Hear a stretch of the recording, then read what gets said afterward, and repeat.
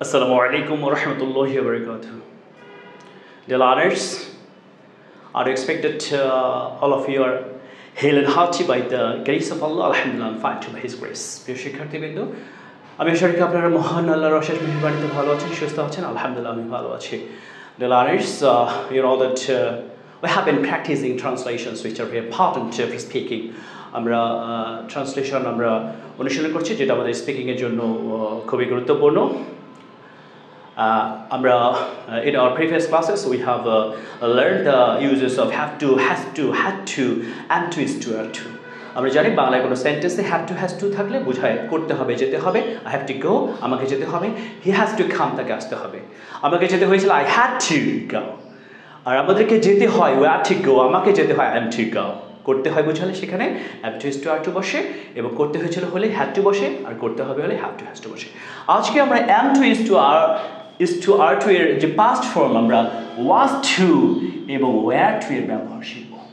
ওকে, আমরা শিখেছিলাম যে করতে হয় বোঝালে সেখানে am to, is to, are to বসে, করতে হয়েছিল হলে সেখানে had to বসে। তাহলে am to, was to, were to দ্বারা কি বোঝায়? এটা একটু ডিফারেন্ট অর্থ বোঝায়। It expresses different meaning. এর অর্থটা হচ্ছে কোনো বাংলা সেন্টেন্সে যদি করার কথা ছিল বোঝায়। আমরা জানি যে করার কথা আছে হলে সেখানে am is এর পরে supposed to বসে, করার কথা ছিলর ক্ষেত্রে was were এর পরে supposed to বসে। আমরা সেই ক্ষেত্রে শুধু was to, were to দ্বারাও করার কথা ছিল বোঝায়। তাহলে am to, is to, are to হচ্ছে করতে হয়, কিন্তু was to, are to দ্বারা করতে হয়েছিল বোঝায়, had to দ্বারা করতে হয়েছিল বোঝায়, কিন্তু was to, were to দ্বারা আমরা অর্থ এটা জানি যে করার কথা ছিল। তাহলে আমি যদি বলি যে I was to do the work, এর বাংলা অর্থ হচ্ছে আমার কাজটি করার কথা ছিল।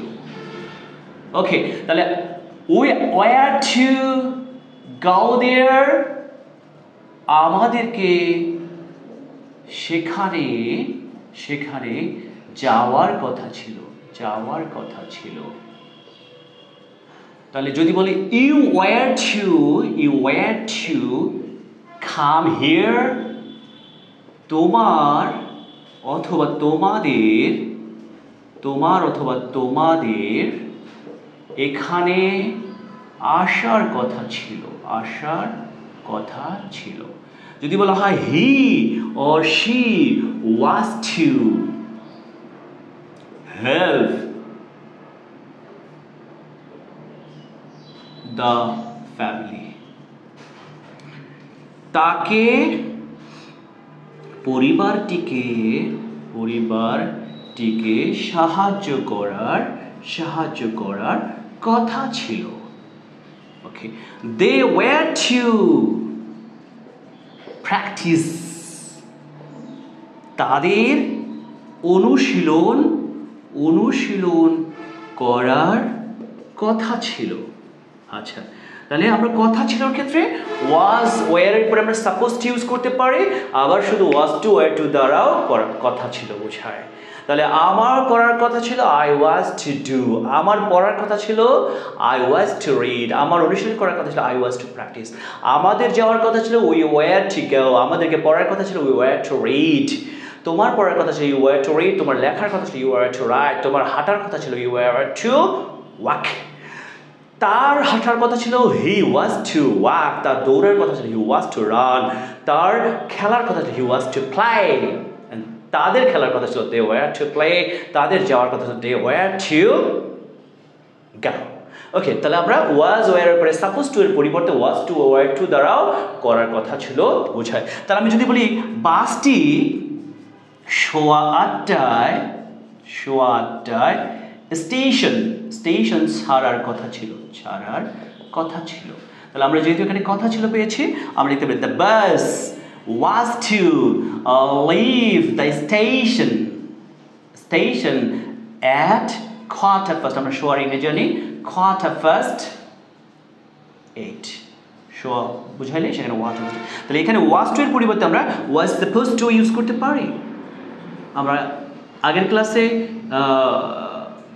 সাপোজ টুর ব্যবহার শিখিয়েছিলাম।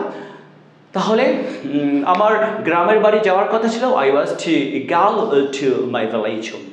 ওকে, সো ডিয়ার লার্নার্স, আমরা ওয়াজ টু ওয়্যার টু দ্বারা করার কথা ছিল আমরা বুঝাইলে সেখানে ওয়াজ টু ওয়্যার টু ব্যবহার করতে পারি, অথবা was suppose to, were suppose to আমরা ইউজ করতে পারি।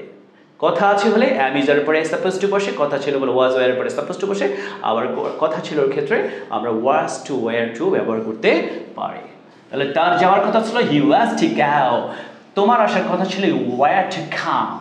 বাংলায় কোনো সেন্টেন্সে কথা ছিল বলে সেখানে ওয়াজ টু ওয়্যার টু আমরা ব্যবহার করতে পারি। ওকে ডিয়ার লার্নার্স, আমরা আরেকটা প্রনাউন্সিয়েশনের টেকনিক শিখব।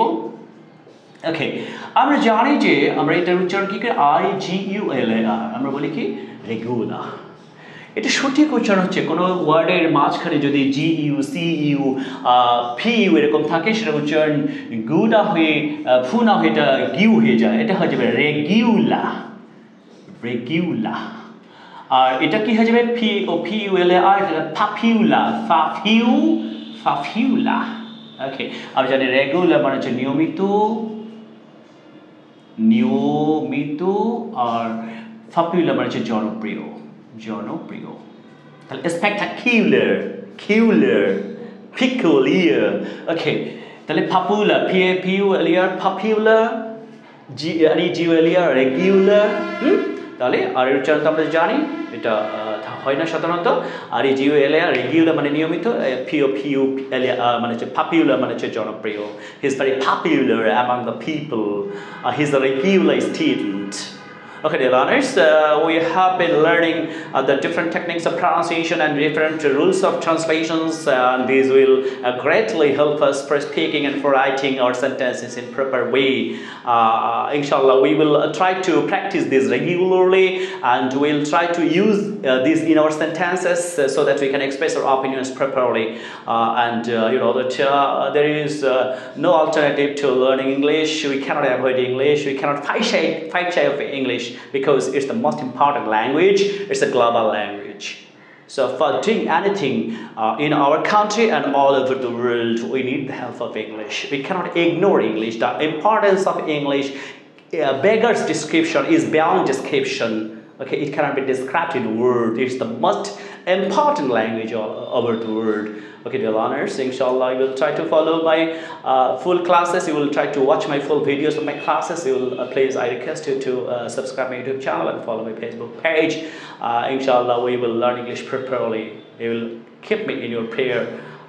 May Allah keep all of us safe and healthy. Assalamu alaikum wa rahmatullahi wa barakatuh.